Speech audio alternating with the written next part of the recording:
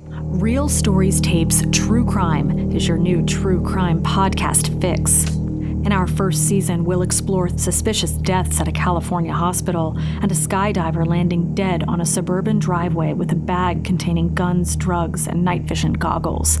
To join our investigation, search and subscribe to Real Stories Tapes True Crime on Apple Podcasts, Spotify, or wherever you find your podcasts.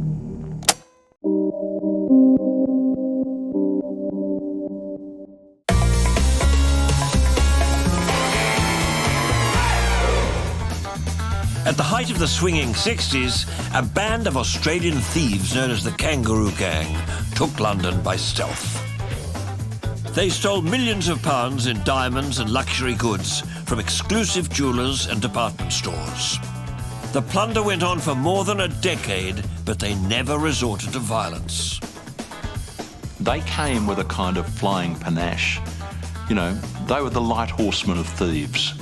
Well, they were the best. They proved themselves to be the best shoplifters in the world. These blokes weren't just shoplifters. This was Ocean's 11 stuff. You know, not just take one item, maybe just 10 in one heap. How they used to do it, I don't know.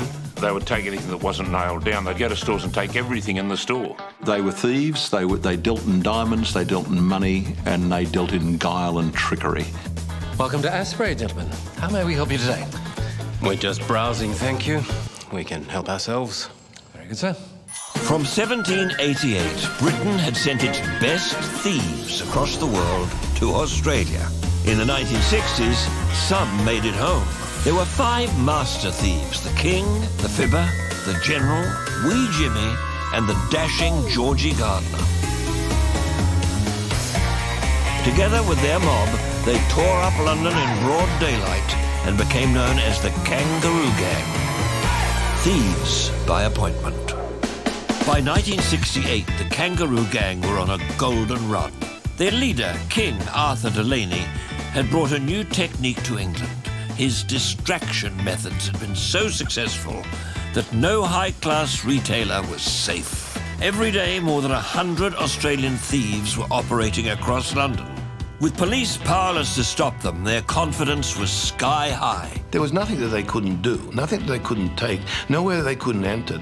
The great winning aspect for these Australian shoplifters in England was that the stores were so open, they had so little security protection. They couldn't believe their luck. In they'd go, can we see this diamond ring? Yes. Either it would be switched or one of the girls who would be with them would faint and say, I'm having a baby and he's the one who's the father. And in those days that would cause a great old stir, by which time her colleagues would remove the remainder of the diamonds. Shoplifters taught me many things. They taught me that if ever you're going to tell a lie, you look someone right in the eye and tell it. You don't look away. They'd learnt the body language and the science of sterling, and they taught it to the English. The gang would spend their loot just as quickly as they stole it. Arthur Delaney's share would find its way into the coffers of gambling houses and fashionable clubs. Oh, he'd carry a wad of money if that's what he had, and he probably wouldn't go home till it was all gone. Whatever was left, he'd go to the baccarat. Arthur was a great celebration man. In fact, they all were. They would steal all day, drink and gamble and womanise all night.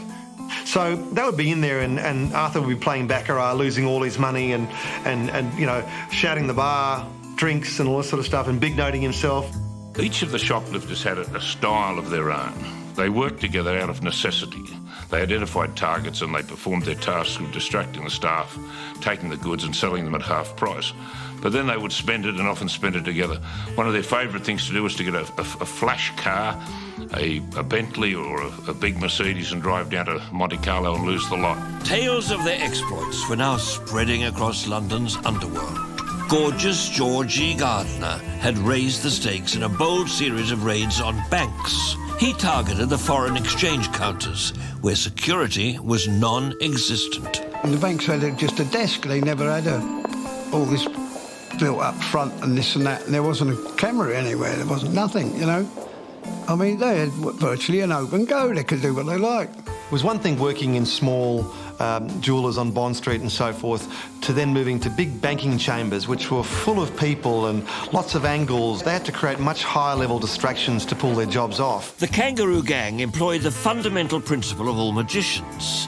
conceal the smaller move, there must first be a bigger move. But Georgie Gardner and his team turned it into a Royal Command performance. Next, please. G'day, mate. How are you? Fine, thank you. And you? Yeah, great. Thanks for asking. Just in from Australia. Look, I need a little help with exchange rates, and you look like an expert. I'll do my best. Yeah, great. Well, we're going across to the continent from here, and I need to know what currencies are going to work best for me. Well, there are some restrictions on what you can take in and out of England. Whereabouts are you going? Oh, well, everywhere I can. Hey, here, let's take a look at this map. So, first we're going across to Rome. Now, they've got the drachma there, haven't they? No, Italy is the lira. The drachma is Greece. Oh, so they have, yeah, right. So I'm going to need a few of them. How many of those do you reckon I'm going to need?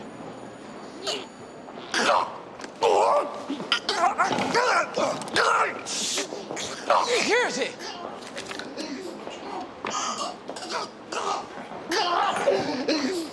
Quick, security! Oh, hurry, man, this fellow's having an epileptic fit.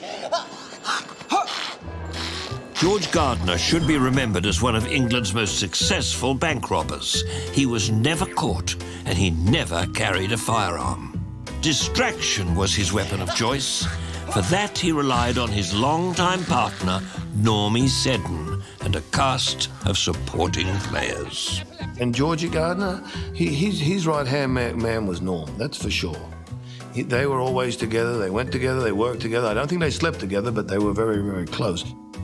So they needed to position the teller in a certain way at the front of the in the teller's booth, push them to one side away from their cash drawer, which a guy like Normie Seddon was very good at. He would come up with some inquiry and draw them to the side with a foreign exchange chart or some other thing and detailed information. Here, let's take a look at this map. And this is the way they played it. And sometimes they used 6 people as diversionary tactics. All the head pullers had to be in the right place and everyone had to do their work. But taking TCs was a little bit different than taking something at the main cashier's till. The TCs were always at the back or at the side. And those days, they did not have big grills going up in the wall. When George was confident that everyone's heads were pulled, he'd pull out his extendable car aerial with a hook on the end of it, simply reach over, grab the rubber bands around the traveller's checks or the foreign exchange, and ping them back. And he would clean out the whole drawer while this was going. He had expert timing, was incredibly quick. George Gardner's head pullers were the best in the business. They could adapt to any circumstance with just the right distraction. There were occasions where a fight might work best for creating the time and space for Gardner to claim his prize. How many of those do you reckon I'm going to need? Hey, what the? Get out of my pocket, you bloody thief! I beg your pardon. How dare you accuse me of such a thing? Well, that's my £10 note in your hand, chum. Hand it over. Pick my pocket, will you? Oi, bring it up, you two. But he tried to pick my pocket. That is an outrageous assertion. I'll give you an outrageous assertion. Oh, will you? I will just indeed. But for the biggest occasions, Gardner would call for a lady known as Ma Barker. So I'm going to need a few of them. How many of those do you reckon I'm going to need? Whew. Oh, it's so hot in here. I hadn't noticed. Oh, no, love, it's a bloody scorcher. I'm just burning up. It's not that hot. Oh, these bloody clothes. What do you think you're doing? Get your hands off me, you dirty codger. That's better. Oh, no, I just feel like dancing. Woo! It was a bank on the corner of Knightsbridge. Right there, right in the middle of everything, you know what I mean? Well, she just stripped off, so they're all gazing. And then it was, he slipped behind the counter and, you know, nicked a couple of trays of cashier's money while they're watching this, doing a gypsy dance. Georgie Gardner's bank jobs were rip-roaring successes and the cash came flooding in. And this was so successful. It was incredible. I mean, there was one time when they did it, there was actually a policeman in the queue waiting to cash his wages, and he didn't see it either. The criminal intelligence suggests that there was well in excess of £1 million, probably a couple of £1 million that had been taken in this way. So it was becoming very apparent that they were taking more out of the system than our armed robbers. Now the police were really interested in the Aussies. Robbing banks set off alarm bells at the highest levels of English society. They weren't taking on banks in the sense of going over the counter and shooting up the ceiling. What they were doing was stealing travellers' cheques, forging them and robbing banks that way. And that was regarded as just not on. Once you take out Lloyd's Bank or Barclays, or you're starting to get into the real English ruling class who have connections in the Parliament, who have connections at the highest level in the force. And this started to filter down through Force Command that it's time to put these cheeky Aussies out of business because they're beginning to hurt us. As outrage spread over the colonial crime wave, Scotland Yard swung into action. A small, under-resourced criminal intelligence squad, C11, began to compile a special dossier known as the Australian Index. The lads weren't hard to find, as they congregated in pubs almost every day.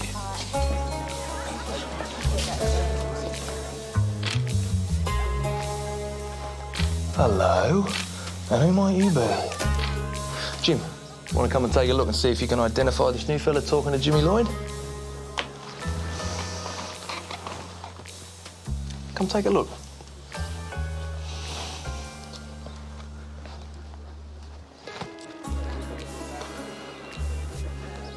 Which one's Lloyd again? Slightly balding. He's standing at the front talking to the bald guy. Right in front of you. Righto. Seen that face before. There's pictures on the table.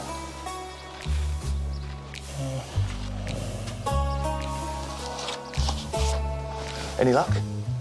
I think it's Jimmy Lloyd's brother, Cecil. Twins, aren't they? And the Aussies say here they pose as twins, but they actually aren't. Well, they look like twins. No, Cecil's a couple of years younger, but they swap identities to avoid detection. Cripes, they go to some trouble. Jimmy's got a pile of aliases. William Ritchie, Thomas Lee, Peter William Lloyd, James Edward Wilson, Harry Lee, Arthur Jessup, William Edward Lloyd, Peter Lloyd, William Ritchie. Right. It also says here the way to tell them apart is that Jimmy's got half his index finger missing on his right hand. Doesn't seem to hinder him thieving. Take a look at this.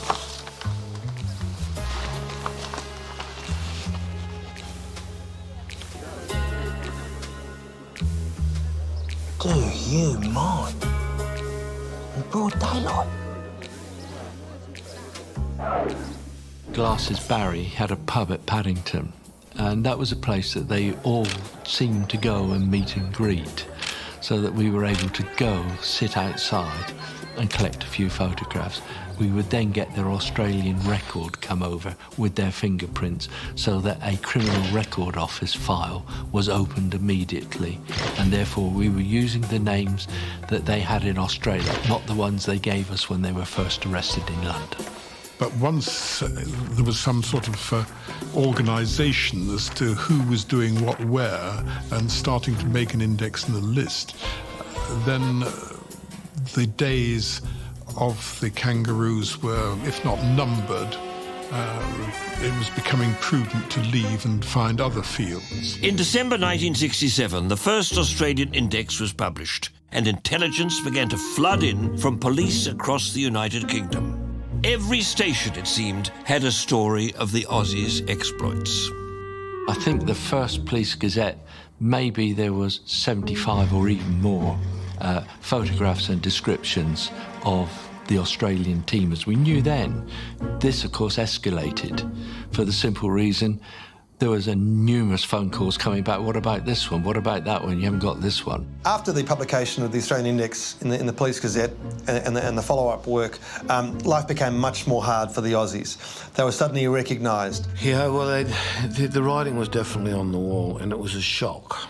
And the amount of prison that was handed out was also a shock. So a lot of people did scarper. It was only really the masters that stayed and plotted through. So it really weeded out the good from the bad, the boys from the men.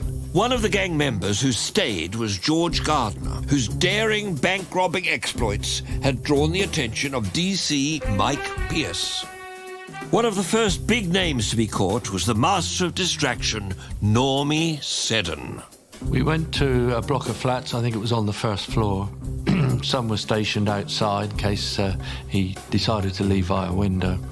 And I and some colleagues went to the front door, and we basically knocked and went through the door quite quickly to be greeted by his girlfriend, who incidentally was arrested as well. But when we searched the place, we found certain items that could connect him to some of the bank stamps that went on the travellers' checks. So in the end, he went straight to a police station where he was interrogated and charged. Pierce's investigation led to Seddon being convicted and sent to prison for more than 10 offences. However, his partner Gardner fled to the Canary Islands, where he was later captured, but with the aid of the Kangaroo Gang and a handsome bribe, Gardner eventually slipped from Pierce's grasp.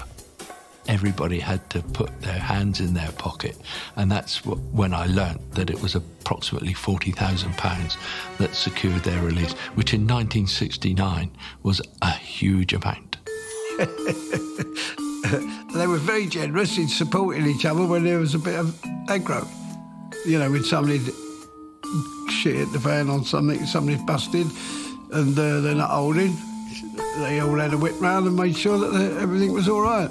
The Kangaroo Gang had always chipped in to help a mate in need, but wee Jimmy believed that George Gardner had gone too far this time.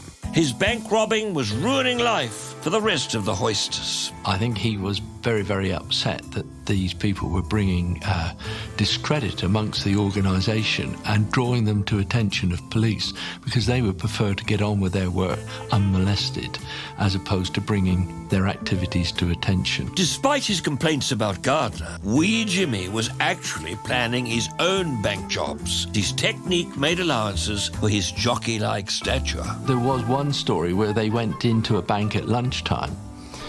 They were unable to reach the box, so they went and got a milk crate, stood on the milk crate to give them more leverage to lean over so they could take the box with the travellers' checks in.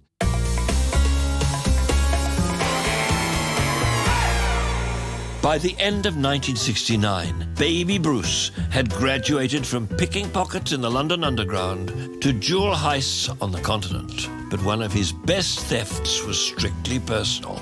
He stole Arthur's girl. I was fascinated by Paddy Burridge. You know, she was, in fact, quite an attractive lady, and she was connected with the king, and that gave me a little bit of inspiration too.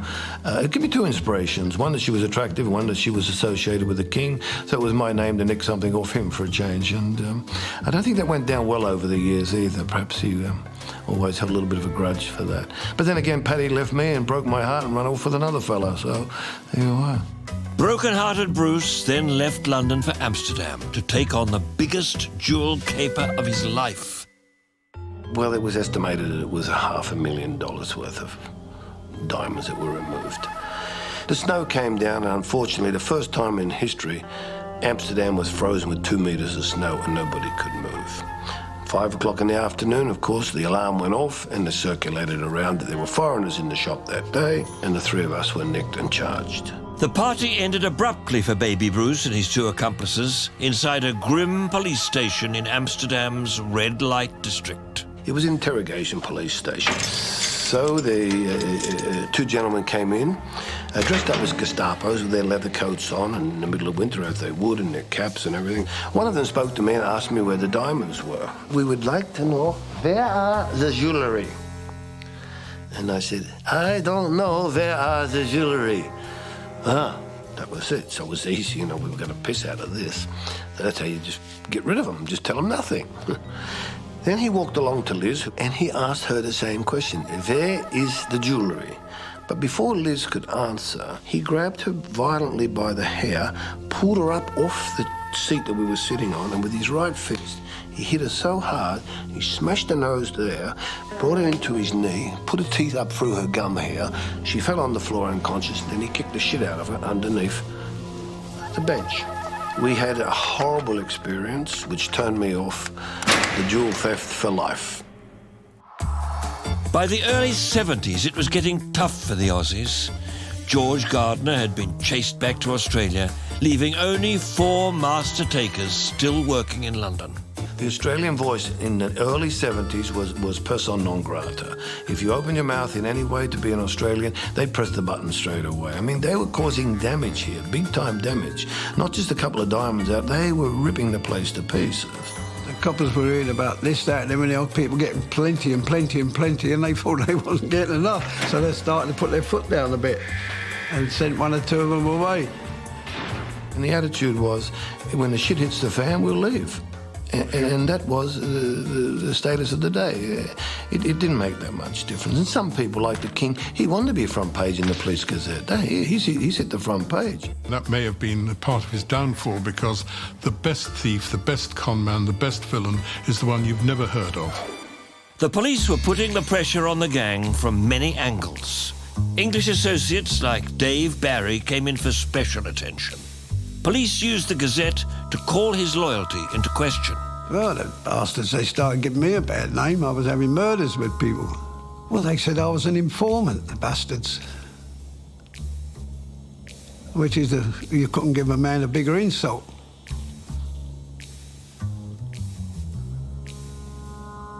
But I've never pleaded guilty in my life any time at all, and I've been charged with murder twice, so they can't say a lot about that, can they? If you arrest somebody, he winds you up. You can put little bits in there that can cause damage for the future. It's just a little question of one for me. And this would spread like wildfire, and it was very hard to accept. You know, were you a grouse or were you not a grouse? And at a level like where Davy Barry was, it's impossible to say whether he was or he wasn't, but in my opinion, I would say definitely not. The police tactics of divide and rule began to weaken the bonds of loyalty between the remaining gang members. The Australians were regarded as solid, but if you speak to 1 or 2 policemen of the era, they will say that they could be fairly nasty. And it's thought that if, or they thought that if one of the men was going bent on them, he would just disappear, not necessarily on a flight home, but just disappear full stop. I do know 2 people that died mysteriously. One that I'd been with the evening, he committed suicide. The following day he was in the mortuary having taken an overdose of drugs. And I do know another one that died mysteriously with his head in a gas oven.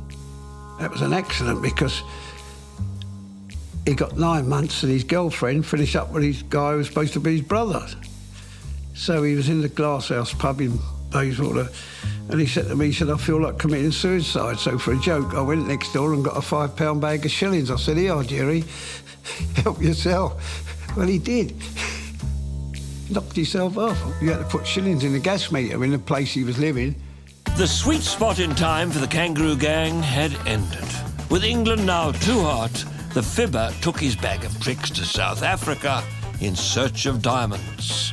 However, this venture ended in a Johannesburg jail. He convinced the inmates that he was Lionel Rose's boxing trainer.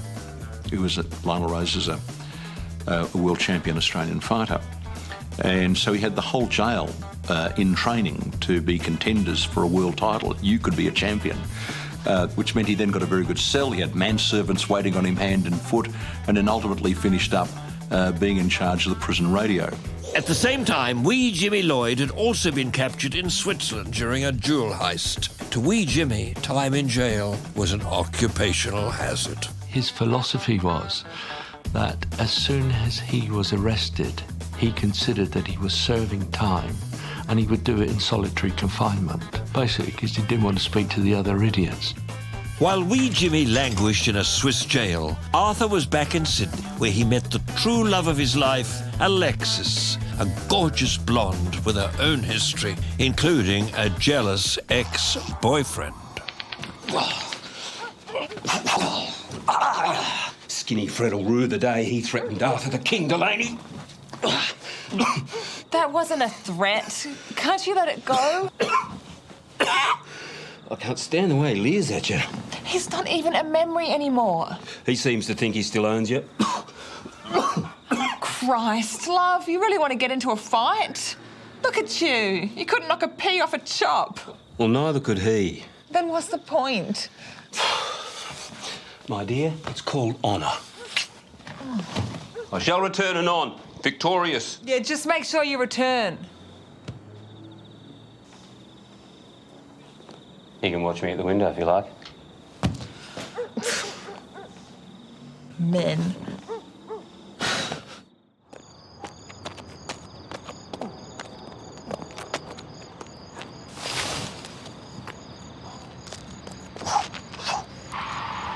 Speaking of idiots.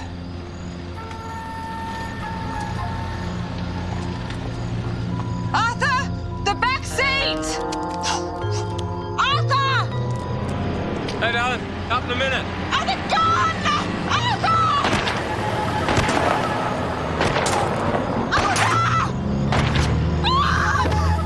He was very lucky he wasn't killed outright. Struck him in the back, down on his spine, instantly paralysing him from the waist down. He thought it was all over. You fucking gutless. Arthur, you all right? I told you I was too scared to fight the king. Oh, Jesus. It was suspected that Alexis' ex-boyfriend, Skinny Fred McKinnon, had brought a well-known assassin with him that night to kill Arthur. But for once, his aim was off. Only one bullet found its mark. And the bullet remained in his back for the rest of his life. It was pressing on a nerve. Doctors believed that he would get some use of his legs back, but it was far from certain. So this was a substantial obstacle for a travelling crook, as you can imagine. But he determined that he was going to walk again. And he did, defying the odds one more time.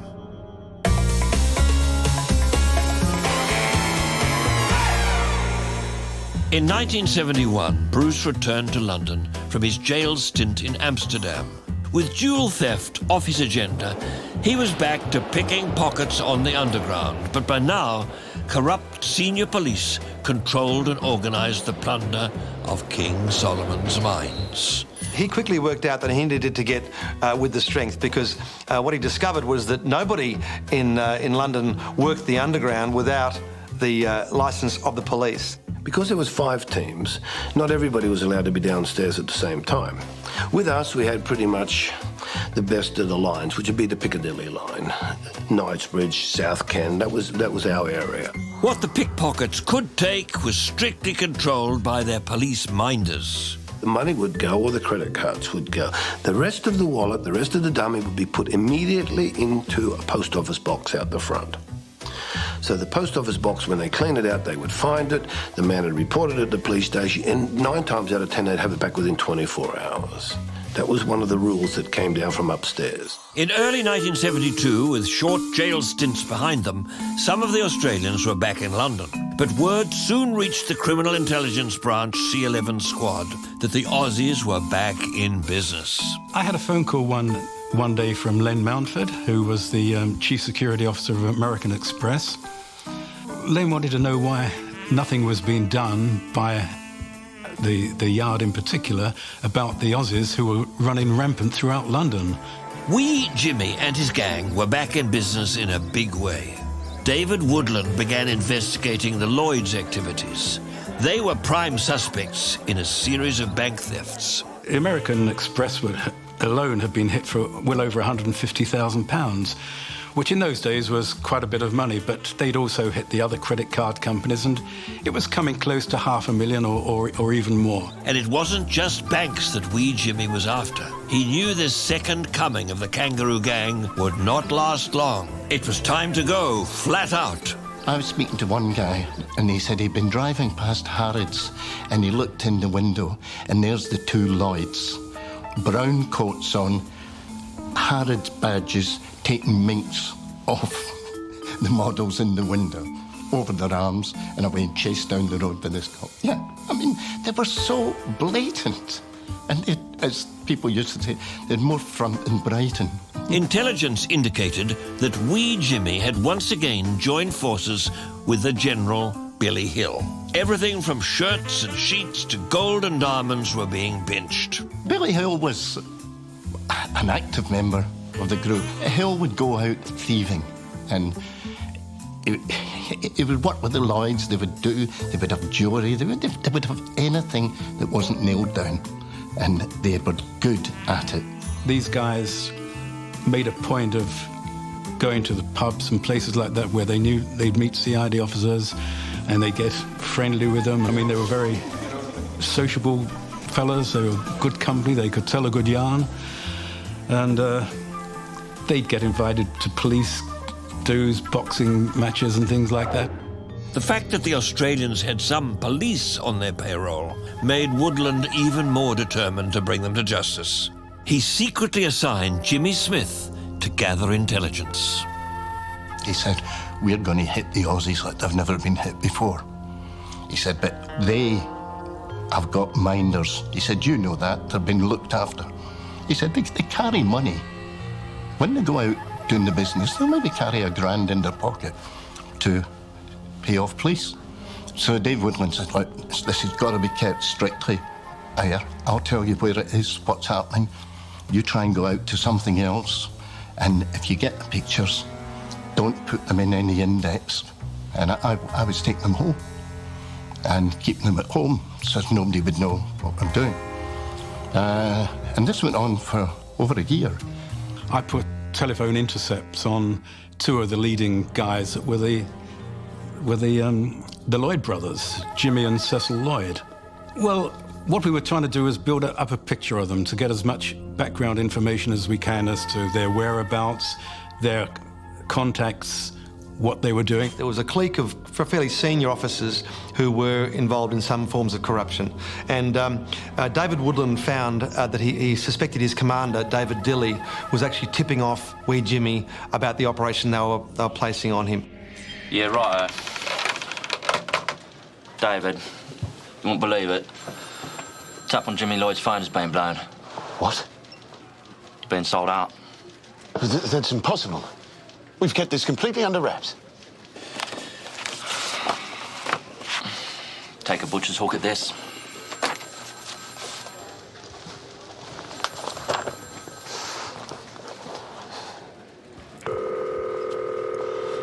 Hello? Cecil, it's Jimmy. Hello, mate. What's doing? Well, nothing I'm going to tell you about in the dog and bone. What's that, Jim? Gee, do I have to spell it out, you numbskull? We've been tinkered. Oh, Bill, listen to every word. How do you know? I just know, all right? I don't want to talk about it. I'll see you tonight at the usual place, all right? All right, Jimmy. Good as gold. See you at the dentist then. Jesus, Cecil, you are an imbecile.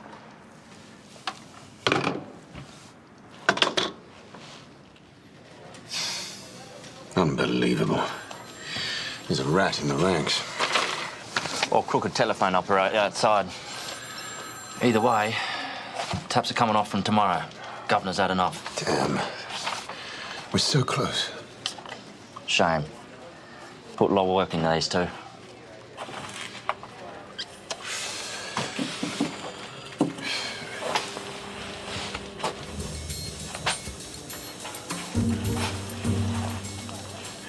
Do me a favour, Wolf.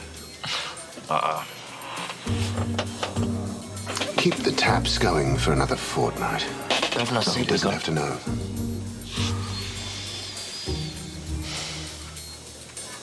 It's on your head. If he finds out, you'll catch it. Leave him to me. You know why they call him the Kipper. Yeah. Two-faced, no backbone. The intelligence from the wiretaps dried up, and Woodland believed that David Dilley, a.k.a. the Kipper, was the reason Wee Jimmy seemed to be one step ahead. But Woodland kept D.C. Smith snapping pictures of the Lloyds and their cronies at one of Dave Barry's pubs. He'd be in his little Morris Minor in the back of the van there, and he'd shoot them from, maybe 30, 40 metres away. They used to go there a Sunday morning, round about 11 o'clock, and I'd be parked up from 8:30, 8 o'clock in the morning, got a good position and sit there. And there was nothing better than a summer's day. And they sat on the windowsill and then they would pass the beers round, hanging away with the Nikon with a 400mm lens. Next one would sit down at the window. It was as if they say, "Here I am, Jim, get some more." I eventually ended up, I think there was something like 120 to 130 Aussies that were in the team at various times. To follow the Aussies around was a pleasure because they were obviously having a great time. And there's Jimmy, he's seen these guys down the lanes. He thought, these fellas aren't too bad, you know. They're having a bloody good. I wouldn't mind being out, you know, apart from the crime, of course. Wouldn't mind their lifestyle, you know. I'd hate to say lovely guys, but I mean, you would quite easily socialise with them. They were that type of people. They were bad, but they weren't bad. Does that sound wrong to say? I mean, they were thieves. But so was Robin Hood, and people liked him. Despite the growing brief of evidence, David Woodland was ordered by his boss, Commander David Dilley, to cease operations on Wee Jimmy's gang, including the telephone taps. There was no information forthcoming from that tap, and pretty soon Woodland's commander comes and says, "Why are you wasting time on the Australians? Get rid of that phone tap, you know, and do as you're told." That's it. I have to admit defeat on the Lloyd brothers. You're pulling my leg. No, why? You haven't read the transcript from this morning, have you? No, I just got in.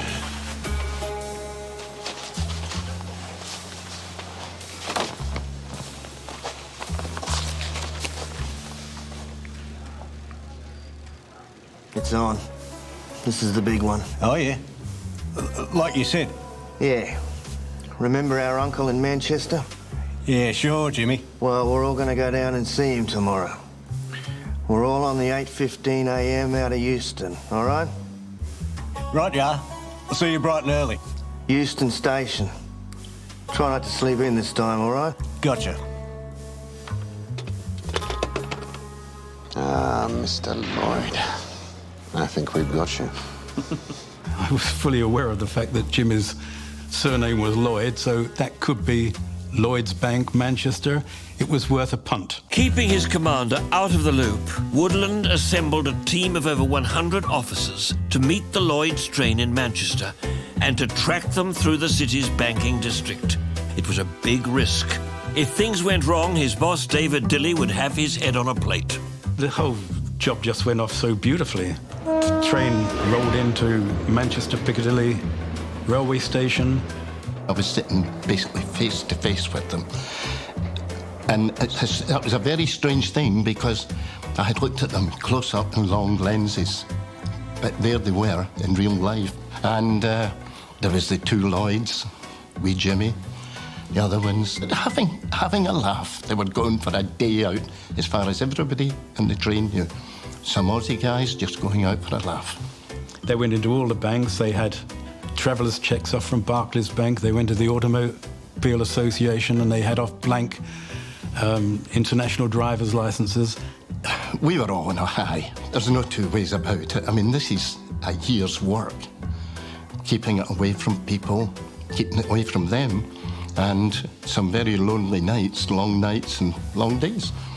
But done it. 5 Australians were arrested in Manchester. The next day, back in London, Woodland's team swooped again, picking up another 6 suspects. I think about 11 people were arrested altogether with travellers' checks and false passports. On this critical piece of intuitive police work, one of the biggest busts in the entire Kangaroo Gang history, you know, was made. Somehow the prize catch, Wee Jimmy, slipped through the net. Unfortunately, Jimmy, who was quite an elusive character, he didn't come in on that first haul. He got away and he was nicked later in Belgium. Extradited to London, Wee Jimmy discovered that only D.C. Smith could place him on the train to Manchester. Before the trial, a flying squad officer approached Smith with a bribe, asking him to say he wasn't sure if it was Wee Jimmy or his brother Cecil on the train. And just all you've got to say, they're identical twins. So he said, "Now, there's a nice drink in it for you." He said, "There's $3,000 been laid aside. Now, we're going back to early 70s. My mortgage was $4,500. 3 grand was a lot of money in MD's books. Despite the size of the bribe, Jimmy Smith could not be bought and stood firm on the day of the trial. They are identical. I said, but the man on the train I cannot positively identify because he had the top of his index finger missing. And stand up. So Jimmy stands up. Hold your hands up. Judge, I see 9.5. Thank you, DC Smith. He wasn't impressed. He got 3 years. Woodland and Smith brought down the Australians, much to the dismay of corrupt police bosses. So despite their success, both found themselves back in uniform, walking the beat soon after. So Jim and I, that were sort of instrumental in nicking the Australian team, suddenly found ourselves wearing top hats. And it didn't go down too well, to be quite honest with you, you know. So that was that. Having done all these things and been involved in major crime investigations, and I'm walking around Romford one night with a sergeant who says, look at these cars. They're all parked outside the cinema. They shouldn't be there. A Sunday night, put tickets on them. I didn't. And that was the final crunch. So I put my papers in. And then I went out doing investigation work.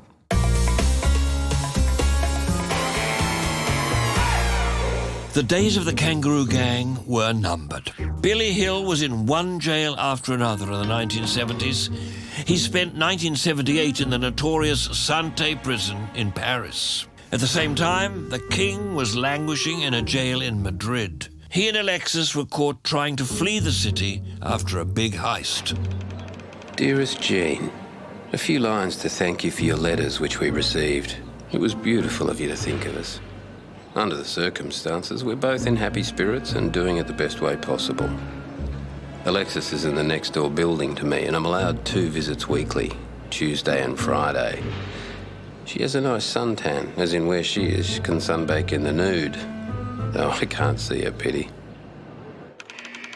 Dave, well, old son in a spot of bother, Archie and myself.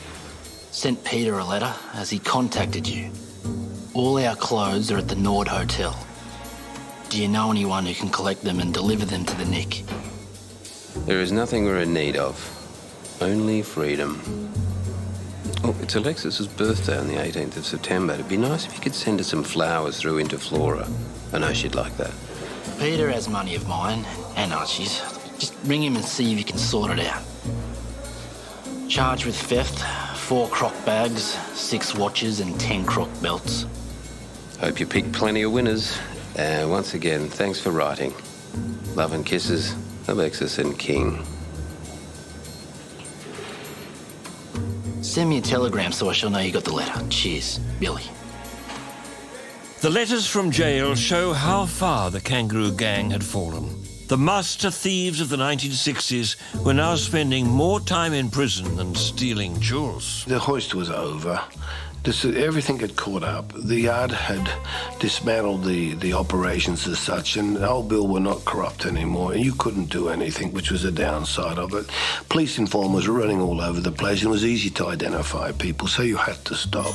By the 1980s, the Kangaroo Gang was no more. Only the King remained to attempt the big jobs, still believing he was invincible. Then cancer struck. So it looks like it's over for the King at this moment. You think, well, he's bedraggled, he's had cancer, he's been shot, he's been in every jail across Europe. The King wanted to go out with a bang. And what better way than to take on the jeweller appointed to Her Majesty the Queen? Asprey was founded in 1781, and the name Asprey is synonymous with unique, luxurious product. You come to Asprey to buy something that you can't find anywhere else. He could have gone after anybody, but he went after the best, most prestigious shop probably in the world. But this wasn't the 1960s. It was the 1990s. And Asprey had all the latest security, including CCTV. There is a use to it because, one, it can show a whole lot of things. One, it provides an audit trail if, in fact, you can see the person. Two, it will give a situation of a deterrency to the people because they think my image could be caught on camera. 3, I think importantly, it can show you how your staff are operating at the time as well. So that can provide real basis for training to your staff to say, look, this theft's occurred, this is why it's occurred, see where you were in the store at the time. If you'd been a bit more active, if you'd been on the floor, maybe this wouldn't have happened. And still, he's got a plan that he's going to hit Asprey no matter what. So on the 22nd of June 1990, the King made his appointment with destiny. Oh, I just love the sweetened diamonds. At £50,000, of course you do. I dare say they would look splendid on you. Would you mind awfully amusing yourself for a while? How may I help you, sir? I'm looking for something very special for her that hits just the right note. But of course, discretion is extremely important. Of course. Welcome to Asprey, gentlemen. How may we help you today? We're just browsing, thank you. We can help ourselves. Very good, sir. Hey, buddy, can you give us a hand over here for a minute? If you'll excuse me, sir. I was wondering if you could help my wife spend my money.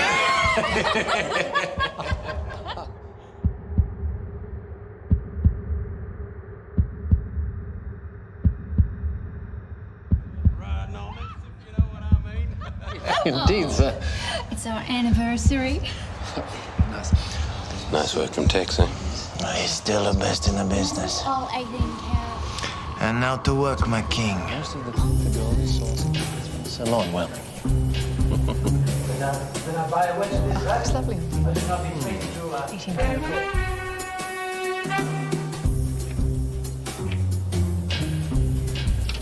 Get a new one, honey. That one's ugly. I could possibly go to £30,000, but I'd rather not if I can help it. You know what I mean? Of course, sir. Phew, it's getting warm in here.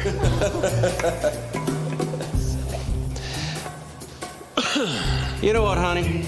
I think we might buy you a nice fur coat instead. Thanks for your help, fella. Very good, sir. Thanks. Shall we get it, my dear? No, I don't think so. I want the pink diamonds we saw yesterday. I'm so sorry. Thank you. You're welcome. I don't even think I would even bother to pay for a repair. I'm very disappointed, but thank you for your time. Thank you for coming to Asprey, gentlemen. I trust you have a wonderful day. Thank you. We already have.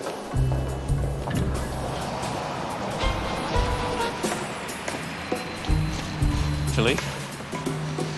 They say the world has changed since we were young, but I'd say the more things change, the more they stay the same.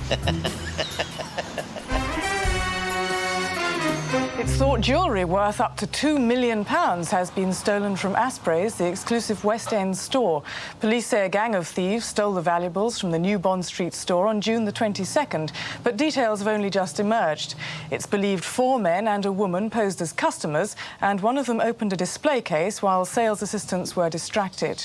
Here's Asprey's. This is impregnable. They didn't even know about it till 2 or 3 hours later. Now, they're not only in the West End, they're not only in Bond Street, they're from their front door to West End Central. There's exactly 186 yards. Who would have the audacity to sneak underneath the police radar, underneath all of the snotty-nosed security who would catch anybody doing anything? They caught nobody.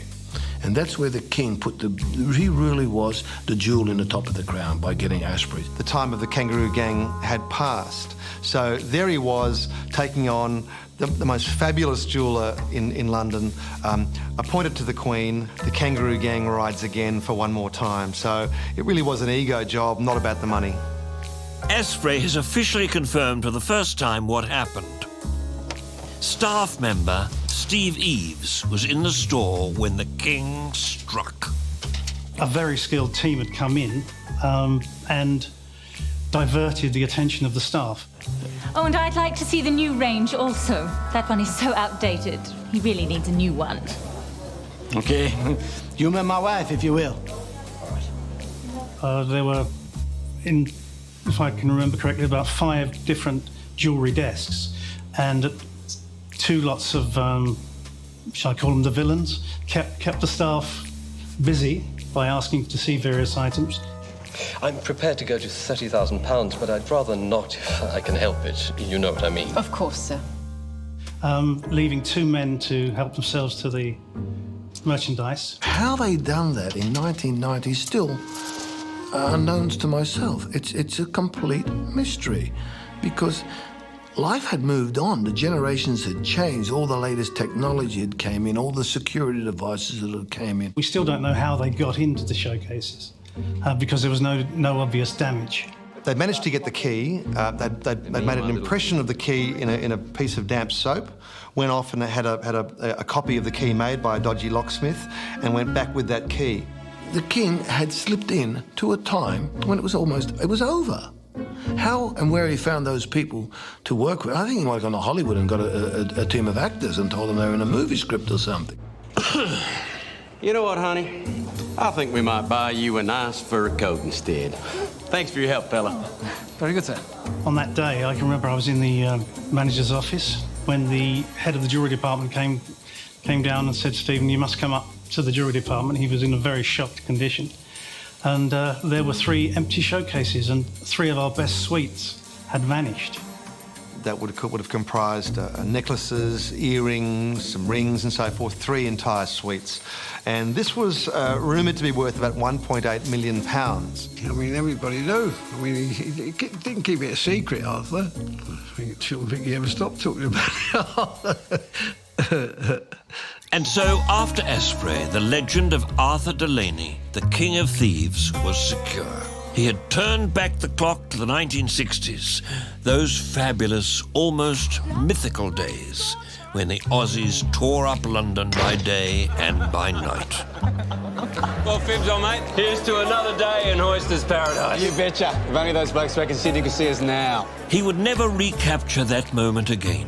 2 years later, in 1992, he was in Bangkok by a hotel pool. He's got the company of a lovely young Thai girl with him, and certain acts were being performed, and I think a man of his age, there's probably a bit too much excitement, because unfortunately he suffered a major coronary during this act, and just expired. It was brown bread, as they say, toast, as others might say. There was no money left to get him home. Arthur's share of the Asprey loot was long gone. His friends have to whip around to actually get his body brought back from Thailand. Comes in a plain box, arrives at Sydney Airport. Some of the police are tipped off that the king is returning. They come to the airport and they get the box open to make sure that he's in fact dead, because he's disappeared for 12 years, mind you. They haven't heard of him for 12 years, even though he's been coming in and out of Australia at will. So they go, "Yep, sure enough, that's the king. Welcome home, Arthur." Meanwhile, the Fibber had turned his hand to drugs, making a fortune importing marijuana into Australia from Southeast Asia.